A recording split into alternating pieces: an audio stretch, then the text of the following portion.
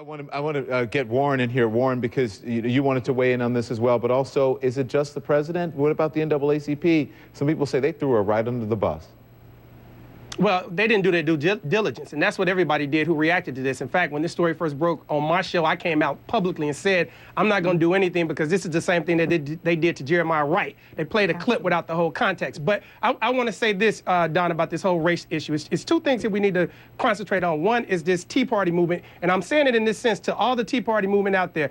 Black folks don't think you racist. We think your ideology is racism when you start hollering state rights, because when you know the history of this country, the reason Dr. King marched on the federal government was to stop states' rights because we were having Jim Crow laws put into place. So when you start hollering state rights, we start thinking Jim Crow. Also, one other thing that we have to do in this country, we have to talk race because you know what? We are all brothers and sisters, no matter what nationality you are. You're right. If you believe in God and you believe in Christ and we are children of God, we are all one. We have to get past. But even we got all this technology and we too stupid to get along.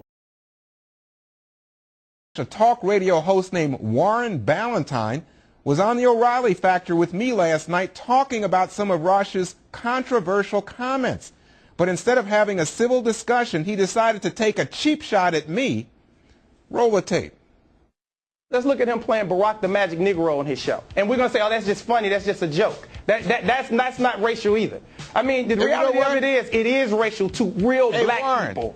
Hey, Warren, you were saying that my argument was a red herring. Maybe you should do some research. Go back and find out that it was an article written by a black person, headline about Barack the Magic Negro. But he made it out of a song and played. He made it out of a song and played it on his show. So what? He's making fun of it. It's okay. You can go back to the porch, Warren. Right. Did you catch that? This guy told me to go back to the porch. That's code for being an Uncle Tom, house Negro, lazy, a tool of slave owners. Incidentally, Ballentine is proud of having taken a cheap shot as this debate was over and he had nothing else to say. He's bragging about it.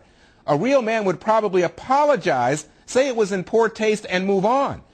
Apparently, it's okay to use these kinds of racial slurs as long as you're defending what some consider the politically correct point of view.